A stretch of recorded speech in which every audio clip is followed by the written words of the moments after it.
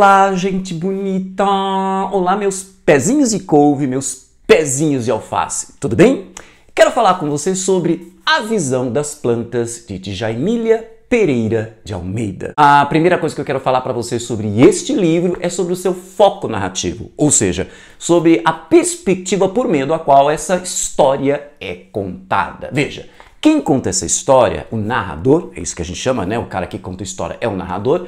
O narrador não é nenhuma das personagens, o que quer dizer que a história é contada por fora, né? Isso quer dizer que o foco narrativo é de terceira pessoa. Além disso, precisamos lembrar mais uma qualidade sobre este narrador. Veja, ele é capaz de entrar na mente das personagens e saber tudo sobre elas, seus sonhos, seus desejos, seus segredos, seus pensamentos, tudo aquilo que está no âmago, olha, eu falo chique, hein? No âmago, no mais íntimo do seu ser. Então, este narrador nós chamamos de onisciente. Agora, veja bem uma coisa super interessante. O narrador onisciente é como se fosse um deus. Eu não estou dizendo que é um deus, é como se fosse um deus.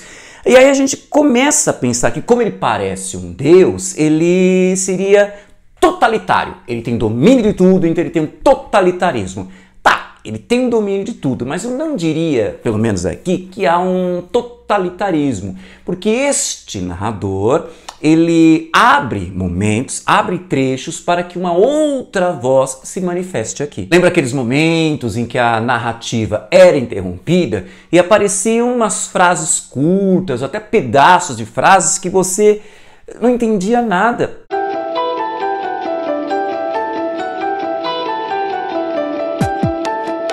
Pois é, deixa eu te falar o que são esses trechos. Esses trechos são anotações que o protagonista vai fazendo no decorrer do dia. Então, veja, como anotações pessoais, só ele consegue entender 100% aquilo. É como acontece aqui, por exemplo, na página 29. Sangue e luz. Um ratinho. Um retângulo de buchos com as camélias no centro. Osso de choco. Caroço de manga. Coisas que eu vi no mar. Sangue e luz esta noite, ratinhos na algibeira, caiu o melro debaixo do abeto. Então veja, quem lê e não tem noção, pensa, mas o que é isso? Repito, no decorrer do dia, o protagonista, ele faz essas anotações e o nosso narrador traz pra gente essas anotações do dia a dia do protagonista. E conforme o tempo vai passando, esse protagonista vai envelhecendo e vai atingindo o estado de demência. Por isso que algumas das anotações são praticamente incompreensíveis. Veja, a anotação pessoal é aquilo que só quem escreveu, porque escreveu só para si mesmo, estou escrevendo para mim, a minha anotação, só o autor consegue entender 100%. Agora, se já é incompreensível no estado em que a personagem tem o domínio de sua mente racional, imagina quando, com o envelhecimento, essa personagem atinge a demência e escreve coisas como aqui, ó, veja, tem até pedaços de palavras. Se bem que aqui na página 71, a primeira palavra está até completa, sal, mas aí você tem cam que? C-A-M. Será que é cama? Cam, deitar, Pedro. Falta, ó, P-E-D-R. Será que é Pedro? Pedro. Inho aqui, piolho. Então, entendeu? O narrador para de contar a história e passa a apresentar pra gente as anotações desse protagonista. Mas quem é esse protagonista? Ah, meu Deus do céu, esqueci de apresentar. É o Capitão Celestino. Por que capitão?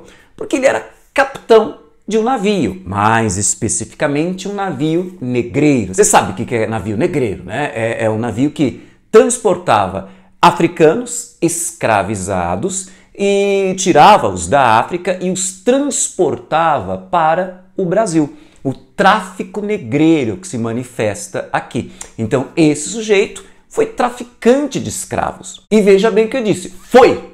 Porque o que acontece? Agora, a história começa assim. Ele se aposentou, resolveu se aposentar, então não vai mais trabalhar com esse tráfico, né? E o que acontece? Ele volta então para a sua cidade natal, que é na região do Douro, lá em Portugal, né?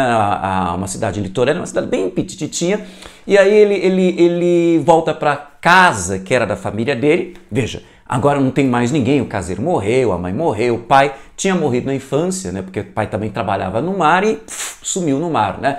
Então já não tem mais ninguém da família dele, a casa estava abandonada, tomada pelas plantas, interessante esse detalhe, tomada pelas plantas. Então ele resolve voltar para a sua cidade natal, tomar posse, né, da sua casa, né, da casa da sua família e passar e terminar os seus dias, terminar a sua existência ali. Em que época é isso, professor? Veja, estamos no início do século XX e até interessante, e é um dos traços tocantes da obra, né, o Celestino, ele tem essa consciência, veja, que um novo mundo, uma nova época está chegando, um novo século está se iniciando, mas já não é mais a época dele, já não é um tempo para mim. Então, bem aquela coisa de estou me retirando, meu tempo acabou, minha época acabou, então deixa eu terminar os meus dias aqui no meu cantinho. Peraí, professor, eu acho que você está pulando uma parte aí. Talvez eu esteja pulando, porque eu falei o quê? Ele era capitão de um navio negreiro. E agora eu falo que é tocante esse traço da narrativa em que o sujeito vai terminar os seus dias nesse aconchego do sua cidade natal, da cidade, do lar, da sua infância, né? Não tá faltando uma coisa aí?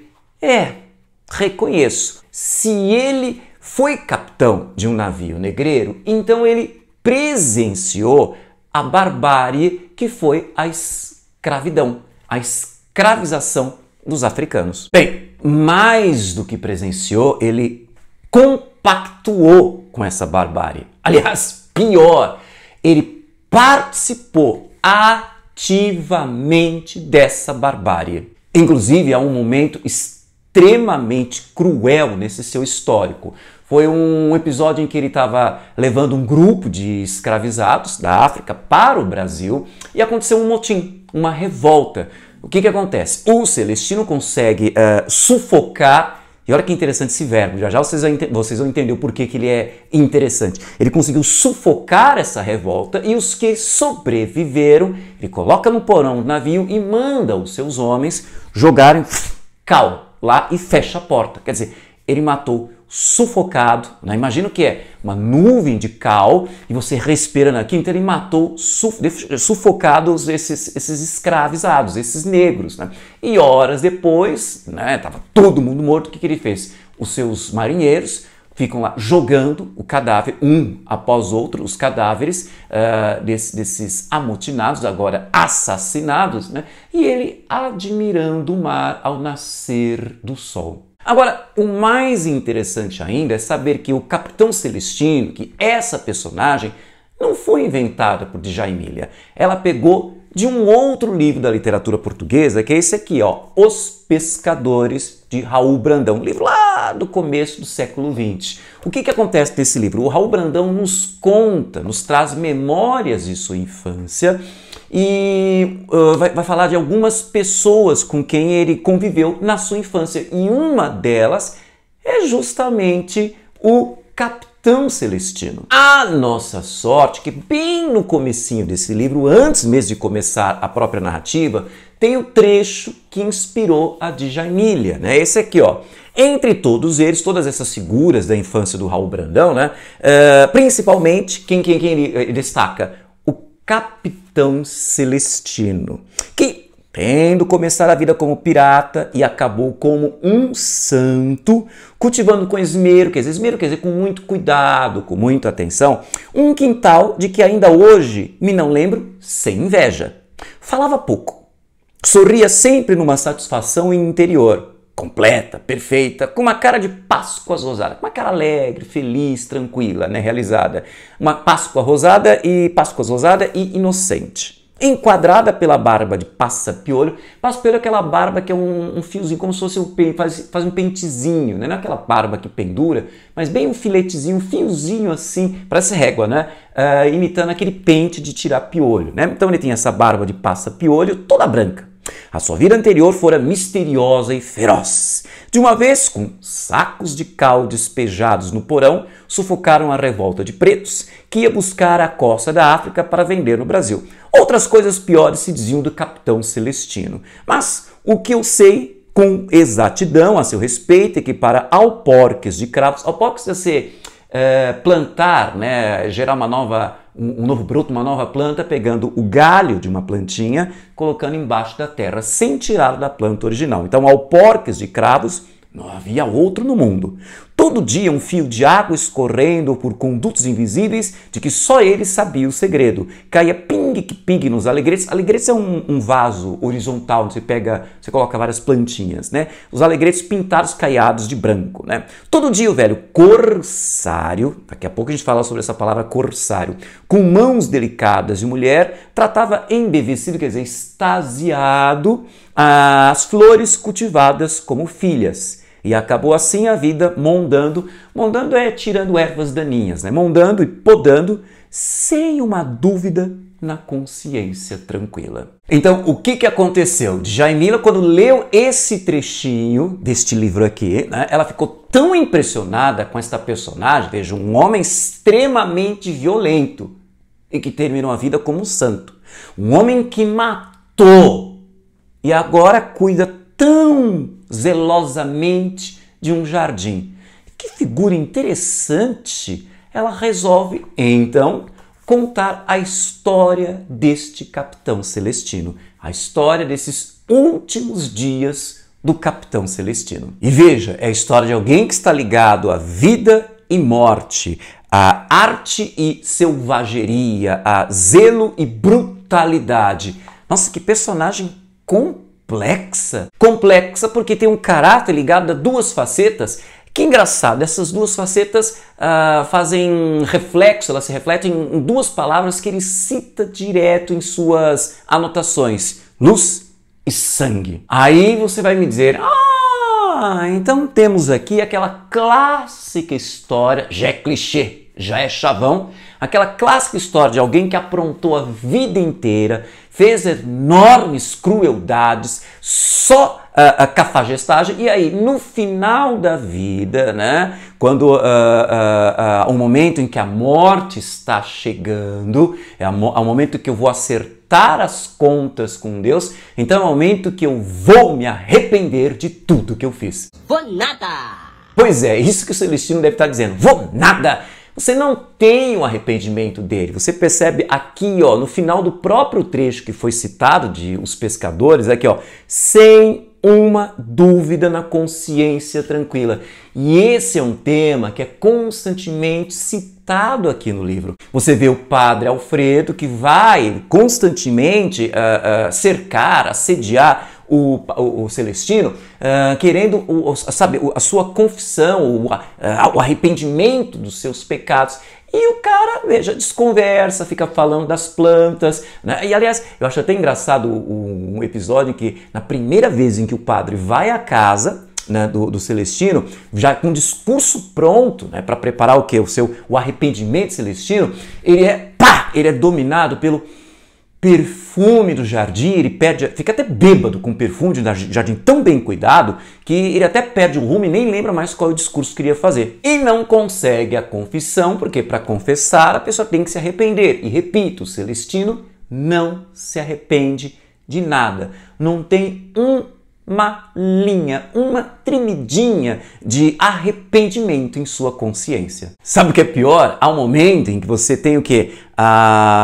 O padre vai encher o saco, o padre Alfredo vai encher o saco do Celestino, e aí quando o padre já está indo embora, o Celestino já pensa em quê? Pegar a pistola dele e dar um tiro pelas costas, dar um tiro nas costas do padre. Quer dizer, não é aquela história de alguém que, me arrependi e mudei de vida. Não, você tem a maldade ainda presente na personalidade desse sujeito nos últimos instantes de sua existência. Então a gente conclui que não houve uma mudança de um Celestino para o outro. Não temos dois Celestinos aqui. Não tem um Celestino que era cruel, selvagem, um assassino, e agora nós temos um Celestino que é bonzinho, que conversa com o padre, que conversa com crianças, que cuida do seu jardim com tanto amor, com tanta atenção. Não há dois Celestinos, não há uma oposição. Olha o que existe aqui, que coisa louca. Na verdade, nós temos duas facetas de uma mesma pessoa. Então não há uma transformação. Os dois são um só. E não é à toa, portanto, que o livro vai trabalhar constantemente com duplos. Você tem o cara que é o selvagem, é também o cara que é bonzinho, o cara que está lá, que já assassinou, tirou vida, agora está cuidando do jardim, está criando vida. E esses duplos ficam tão grudados, né, que eles acabam assumindo valores equivalentes. Porque veja, o que é colonizar? Porque ele fez parte de toda essa força colonizadora de Portugal na África, né? Então o que é colonizar? Não é jardinar a África. E o que é cuidar de um jardim? Não é colonizar esse jardim? Jardinar é colonizar. Colonizar é jardinar. Além disso, assim como na velhice, ele está muitas vezes se confundindo com o próprio jardim dele, tanto que a narração fala disso, o Pat também pensa isso, que ele cuidar desse jardim é como se ele estivesse cuidando do seu próprio caixão. Do seu próprio enterro. Então você tem ele se confundindo com o jardim no momento presente da narração. Só que aí a gente volta um instante das memórias, o histórico desse Capitão Celestino, e a gente lembra de um momento em que o Capitão Celestino estava lá com a sua faca, cortando o caminho no meio da África. Ele se entranha, fica no meio da África, então ele se confunde com esse monte de mato, que ele acaba se transformando praticamente, né, numa árvore com braços. Eu aqui já fico brisando. Peraí, lá entranhar na África, ele vira uma árvore com braços, ele se mistura com a África, o que faz lembrar o seguinte: em todo esse esforço de colonização, a gente tem o quê? Até que ponto você tem a separação entre o colonizador e o colonizado? Então a ideia de que os dois acabam se misturando, se confundindo. Mas acho que eu brisei demais, desculpa, tá? Eu acho que eu não falei uma coisa sobre tempo. Se eu já falei, desculpa, tá repetindo. Mas serve também como uma ênfase, um destaque, né? Então o que acontece? O momento presente da narração vai pegar o comecinho do século XX, ao final da vida do Celestino, mas as suas memórias resgatam o século XIX, todo aquele histórico de Portugal, com sua força selvagem de colonização da África e de lucro com o tráfico negreiro. E outra coisa, desculpa gente, eu tinha falado que ia destacar um termo que a gente viu no trecho aqui dos pescadores, do Raul Brandão, citado pela Djaimilha, que é a palavra corsário. Veja, corsário, nosso amiguinho Celestino, é chamado de corsário. Corsário é pirata. Às vezes ele é chamado de corsário, às vezes ele é chamado de pirata, e isso é um eufemismo. Você lembra que figura de linguagem é essa? Você troca uma expressão chocante, desagradável, por uma mais suave. Agora aqui tem um aspecto extremamente complicado, problemático. Veja, corsário, pirata, né, tá ligado a banditismo, a criminalidade, já é uma coisa negativa. Veja, eu estou trocando estou colocando essa expressão negativa por outra que é pior ainda, que é o quê? Traficante de escravos. Eu até diria que temos aqui um eufemismo impossível, porque não tão impossível, mas veja, a intenção do eufemismo é suavizar, é tornar a coisa agradável. Então, se você tiver um espírito bem crítico, veja, estou trocando a palavra traficante de escravos, que é extremamente terrível, uma profissão desumana, né? Eu estou trocando o quê? Por uma que também é um crime, que é corsário ou pirata, significa o quê? Que o que eu tenho aqui é uma situação extremamente terrível, complexa, desgraçada, que é o quê? Lembra os textos que os abolicionistas escreviam no século XIX. Nós temos um traficante, um mercador de carne humana. Então aqui nós temos uma personagem que está ligada a uma situação que é extremamente terrível e não tem como salvar essa personagem. Tudo bem, vou chamá-lo, porque todo mundo ali na região o chamava de corsário, pirata, que é uma forma de amenizar, de disfarçar. Disfarçar o quê? Então aqui estamos lidando com a normalização daquilo que não deveria ser normalizado, daquilo que não deveria ser admissível, o que torna esse romance muito atual. Então, não sei se você está percebendo, esse eufemismo, ele usa uma expressão que é negativa, mas que é corsário e pirata, para esconder um mal pior, que é o quê? O tráfico negreiro, que é consequência da colonização. Então aqui você tem a colonização sendo mostrada como um mal, mas na dinâmica do livro toda essa problemática assume um aspecto ambíguo. Porque você tem o mesmo cara que é o jardineiro, é um cara que é um traficante de escravos. E veja, ele está ligado à colonização e nós vimos como colonizar é jardinar, jardinar é colonizar. Então nós temos vida e morte juntas. O selvagem e o santo conectados, juntos, na mesma pessoa. O que torna possível associar todo esse processo narrativo de ambiguidade à ambiguidade que foi o processo de colonização da África, né? O que a Europa fez com a África e outras partes do mundo, né? Foi uma coisa ambígua porque, a colonização trouxe aspectos positivos para a África, para a América, para a Ásia, mas a que preço? E o pior, sem uma dúvida na consciência tranquila. Então a Europa, ela esgotou a riqueza da África e tá tudo bem. Tanto que olha que interessante, tempos atrás a gente viu um primeiro-ministro português, se não me falha a memória foi ele que falou isso, né? O primeiro-ministro português falando que os imigrantes, eles precisam ser admitidos em Portugal porque seria uma forma de reparação histórica. Só que o discurso dele ficou perdido, foi um discurso dissonante, porque a Europa, não só Portugal, mas a Europa, ela não tem a coragem, ela ignora o malefício que ela provocou, né, nos países colonizados, então ela não quer fazer essa reparação histórica. Mas acho que mais uma vez, brisei. Voltemos à narrativa, me desculpa. Então temos um Celestino que resolve terminar os seus dias de uma forma tranquila, na pequena cidade da sua infância. E ele acaba se divertindo, um lado, cuidando do seu jardim e também se divertindo com a reputação que ele ganhou, a sua fama de mal. Mas é que eu tenho que manter a minha fama de mal. Essa fama de mal. Porque, veja, o povo começa a falar horrores dele. Eu acho engraçado esse trecho aqui. As histórias que o povo conta, olha aí. Cortou a cabeça a um anão, rachou uma mulher ao meio, foi lá para o Congo que pegou fogo a um elefante. Não, foi em Salvador. Veja como o povo é exagerado.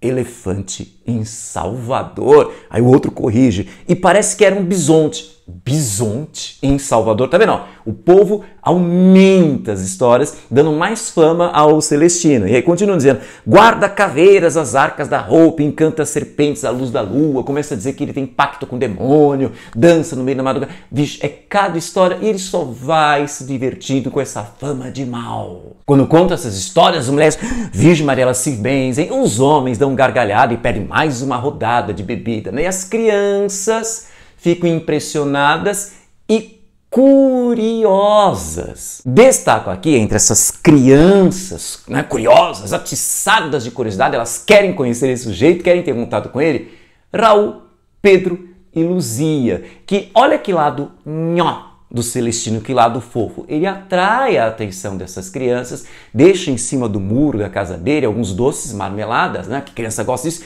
Então elas atraídas, elas vão até a casa dele e aí estabelece um contato, ele passa então a fazer amizade com elas, né? Começa a contar as suas histórias terríveis. Então veja, como é que alguém tão nhó, tão fofo, encanta crianças, pega doce, chama a atenção delas, as crianças gostam de conviver com ele, fazendo o quê? Contando as histórias das crueldades que ele fez durante a sua época de capitão. Mas eu não quero que você fique pensando que essa história é tão fofinha assim. Porque veja, dá a impressão, nossa, ele está contando historinhas, encantando as crianças, então ele termina a vida como um velho fofo, como um Papai Noel. Não, não, não. Essas crianças estão atraídas pelo exótico, acho que pelo bizarro. E tem uma cena que é bastante dolorosa, que tira todo esse lado nhó que você pode imaginar que haveria em Celestino. Então há um momento que ele está mostrando para as crianças as suas tatuagens, porque ele é marinheiro, então o corpo dele é cheio de tatuagem e cada tatuagem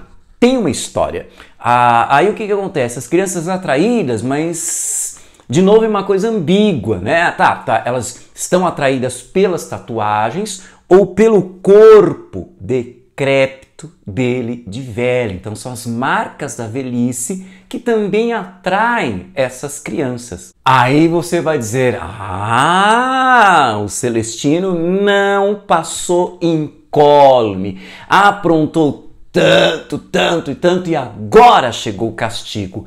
Ele está vendo o corpo dele decrépito, ele está vendo o envelhecimento, não só do seu corpo, mas também o da sua mente. Olha, isso é o que acontece com qualquer pessoa, então não seria, digamos, um castigo. Por quê? A pessoa que fez o bem ou a pessoa que fez o mal, na maioria das vezes, o que vai acontecer? Essa pessoa vai envelhecer de qualquer jeito. Essa pessoa vai encontrar a decrepitude da velhice, tanto física quanto mental. Então, o que significa que, sabe, de novo a gente volta àquela coisa do não há nenhuma linha de arrependimento, porque não há nenhum castigo. O que toca no grande tema do livro, que é a indiferença. Quer dizer, a ideia de castigo está na nossa mente. Nós que estamos lendo o livro imaginando um castigo. Ou o próprio padre, o padre Alfredo, que encarna essa ideia de culpa, de castigo, precisa se arrepender. E veja, o Celestino está nem aí. Então existe essa indiferença que faz lembrar o quê? O nome do livro, A Visão das Plantas. Porque as plantas estão dizendo isso, eu não estou nem aí. Não tô nem aí, eu não tô nem aqui. Exato. As plantas estão praticamente dizendo isso, eu não estou nem aí, eu não estou nem aqui. Quer dizer, olha, há uma indiferença em relação a tudo isso que o Celestino fez no decorrer de sua vida. A indiferença é a grande pedra de toque, é o grande elemento, é o grande ingrediente deste livro, porque, veja, você vê, as plantas não estão nem aí. E mais interessante, olha, a visão das plantas é essa, de indiferença, o mais interessante é que, lembra, quando ele chegou retomando a casa dele, ela estava tomada pelas plantas. Aí o que ele fez? Ele passa a domá-las, tira as plantas que tinham subido pelas paredes, né? Ela restringe, como se a civilizasse, restringe a área do quintal, a área do jardim. Quer dizer, aqui até parece surgiu um tema do livro, que é esse choque entre civilização e natureza. Ele é a força da civilização que doma a natureza. Quer dizer, você vai perceber, doma enquanto ele está lá trabalhando, enquanto ele está lá cuidando do jardim. Agora, no instante em que ele morrer, o que acontece?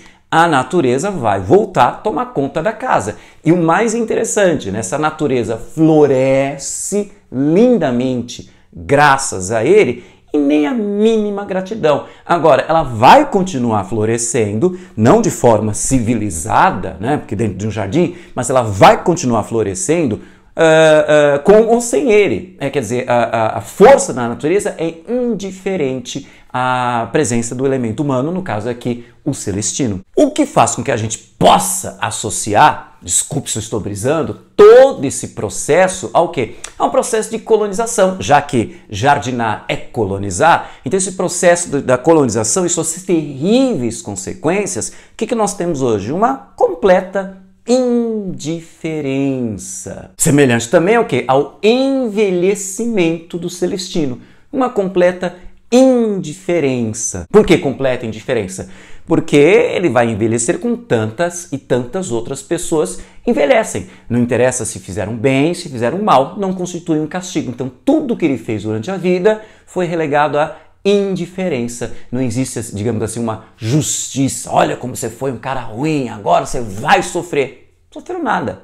Quer dizer, teve sofrimento, mas o sofrimento indiferente, o sofrimento que toda e qualquer pessoa que fez o bem ou fez o mal, repito, também teria. Agora, é interessante também notar que, como nós temos um narrador onisciente, ele vai acompanhando a mente do Celestino, e esse narrador, que também me toquei agora, indiferente, ele não julga, como as plantas, quem está julgando? Nós, leitores, o padre Alfredo, mas veja, esse narrador vai acompanhando o pensamento, né, do Celestino, e é um pensamento que vai atingindo níveis de demência. A gente vai acompanhando o acréscimo, o desenvolvimento, o crescimento do nível de demência do Celestino. E há uma cena que eu achei interessante, que é a seguinte: o Celestino estava cuidando do jardim e ele vê uma coisa brilhante. E ele começa, deixa eu ver que coisa brilhante é essa. Então ele começa a cavar, né, para pegar essa coisa brilhante, e ela vai escapando, ele vai cavando, até que ele, nesse delírio, e há momentos em que a gente fica na dúvida, isso realmente aconteceu?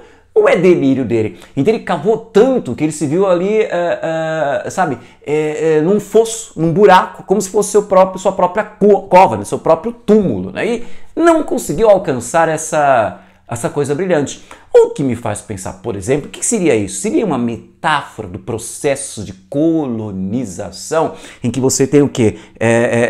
Seria um Portugal, ou até mesmo uma Europa, mergulhar num poço sem fundo e, sabe, estou enterrado nesse processo. Você vê as consequências, como eu já citei, né, da crise da imigração, calma, estou brisando, para.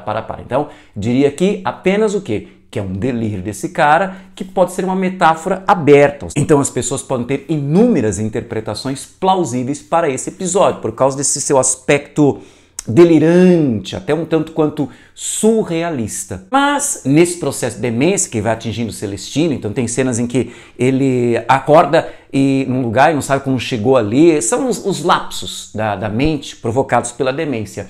Então isso vai provocar alguns delírios, né? E entre esses delírios há uma coisa super interessante, que ele passa a conviver com duas mulheres que fazem parte de momentos muito cruéis da vida dele. Então elas voltam agora nesse instante final. Sabe, isso me faz lembrar, veja, você passa a conviver com pessoas para quem você fez mal, terrível lá no passado. Faz lembrar um episódio de uma série, Arquivo X.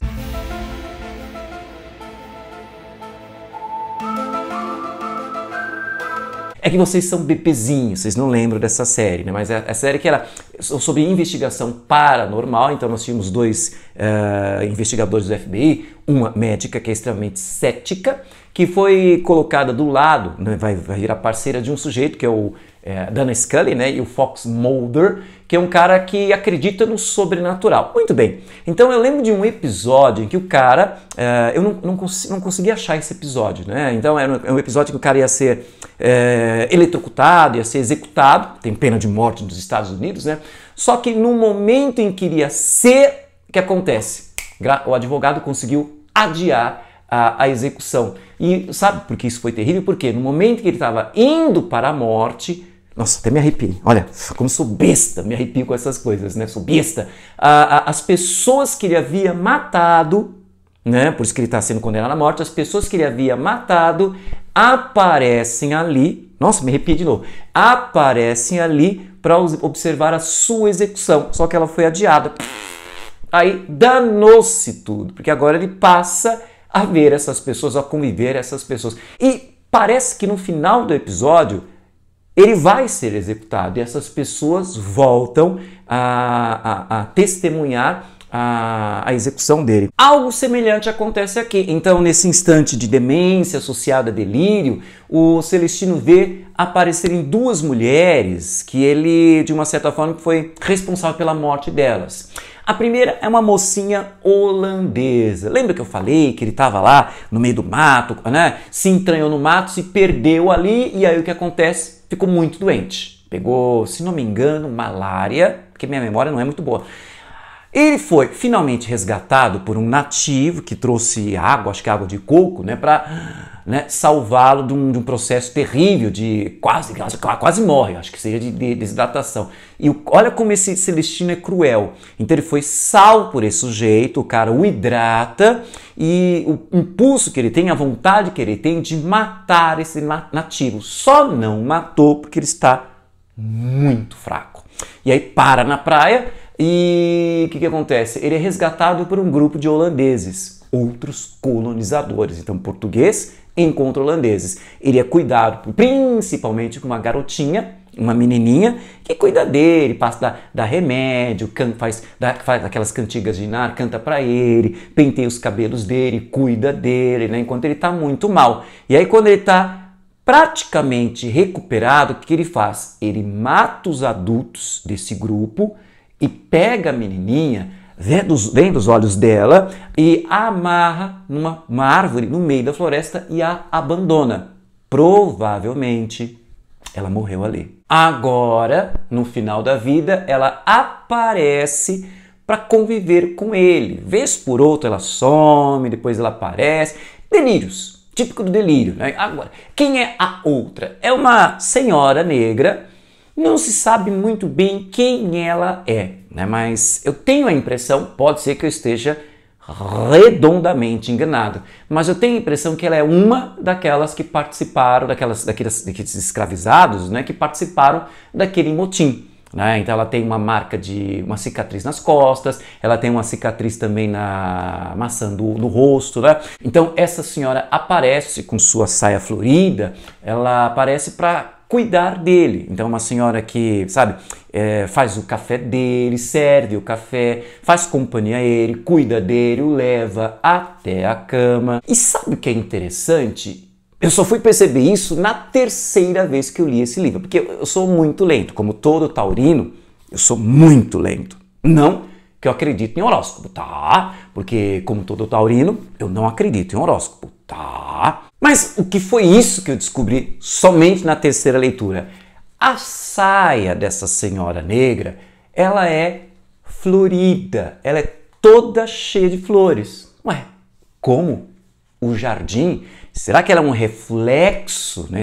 É uma conexão? Esse é um elemento que faz uma conexão com o jardim aqui, que é cuidado pelo Celestino? E lembre-se que o jardim é chamado, até pelo próprio padre, né? O jardim é chamado como o túmulo, o caixão, né? do Celestino. Então, ela é? Eu acho que sim. Ela e essa mocinha holandesa são representações da morte. Então a morte aparece ali, representada principalmente na figura dessa senhora, mas também um pouquinho da menininha, né? Mas ela apresenta ali para cuidar dele, esperando cuidadosamente, mais do que cuidadosamente, esperando pacientemente. Então veja, a presença da morte de uma forma tranquila, serena, acompanhando, esperando os últimos dias de Celestino. Mas ele também tem algumas companhias esporádicas, mas de pessoas reais, né? De figuras reais, mais do que pessoas, porque eu lembrei agora que aparecem bichinhos, pets, né? Por exemplo, pet é uma coisa que a gente fala hoje, né? Mas aparece uma gatinha, né? Que vai aproveitar da casa dele, né? E vai dar uma ninhada. Então o que acontece? O tempo passa e a gatinha vai embora, só deixa os gatinhos. E os gatinhos vão fazer companhia para o Celestino, até que eles também vão embora. Quem mais faz companhia? Vez por outra, o Padre Alfredo. Aparece um rapazinho chamado Manuel. Eu acho interessante os nomes desse livro, porque Celestino é algo ligado a céu. E é muito irônico esse nome. O que ele tem de céu? Um cara extremamente cruel. Manuel é um nome tipicamente português. Está ligado à identidade portuguesa, né? à vocação marítima de Portugal. E esse Manuel é um jovenzinho que vai fazer companhia ao Celestino 2 vezes, sai com ele, uma vez vai para uma festa, mas o Celestino acaba se perdendo, fica todo machucado, não sabe nem voltar para casa. É o Manuel que o leva de volta para casa. E no último dia, na véspera da morte do Celestino, é o Manuel que aparece e leva o Celestino para a beira da praia, tira as botas, mas sabe, não consegue levá-lo até a beira da praia para, sabe, molhar os pezinhos na água, né? Ficar ali na areia, porque o engraçado, você poderia pensar, nossa, mas como esse Manuel é tão bonzinho. Não sei se ele é bonzinho. Na verdade, ele tá com aquela coisa de, nossa, eu quero ver, nossa, é um pirata mesmo, é um pirata. Se fosse hoje, ele tiraria uma foto para postar no Instagram. Olha, eu tô com um pirata do meu lado, né? Mas ele tá guiado, tem um lado humano, mas acho que também tem, e muito, essa coisa de, pô, tô com um pirata aqui do meu lado. Aí veja que tocante esse final. É difícil falar isso, aceitar isso que é tocante.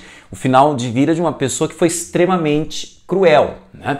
Mas ele passa essa tarde com o Manuel, né? O Celestino passa essa tarde com o Manuel leva de volta para casa, come uns pedaços de pão com o Celestino e o Manuel come um pedacinho de pão. Então o Manuel coloca o Celestino de volta para a cama e foi a última noite. No dia seguinte, né, descobrem que ele estava morto e o padre é chamado pelo médico, né, para a extrema unção. E o livro termina assim: a saída, né, quem está saindo é o padre, né, a saída de casa, a visão das plantas pareceu-lhe uma aleluia.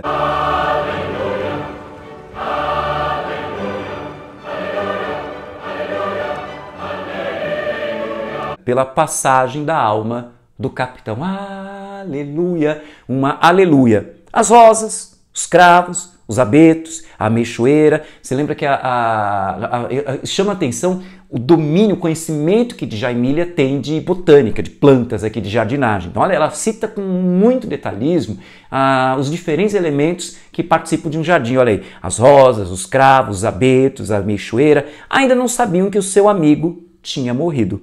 Alfredo contemplou o raio de luz que, iluminando as folhas, refletiu no orvalho sobre as flores, os frutos, os espinhos. Aspas.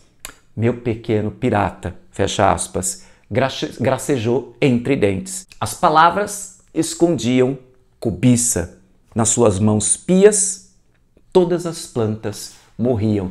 Interessante essa oposição, um cara que não tem piedade nenhuma, um cara que não tem nada de humano, fez essas plantas florescerem. Agora vai o padre tocar nessas plantas e ele tem inveja desse jardim, tem cobiça desse jardim, essas plantas morreriam na mão dele. Bom, e assim termina a história. Com o Celestino, um cara que teve uma vida super ativa durante todo esse processo de colonização portuguesa, que passa a sua aposentadoria, primeiro, com uma enorme fama, todo mundo falando, morrendo de medo dele, atraindo a curiosidade, até que o tempo passa e a própria memória dele vai se desmanchando, né? Então tem pessoas que nem conhecem mais o Celestino, não sabem quem ele é, as histórias, né, os feitos que ele praticou acabam se tornando peças folclóricas, histórias contadas pelos pescadores. Então a única pessoa que praticamente conhece é o Manuel e ninguém mais sabe dele. Então ele cai assim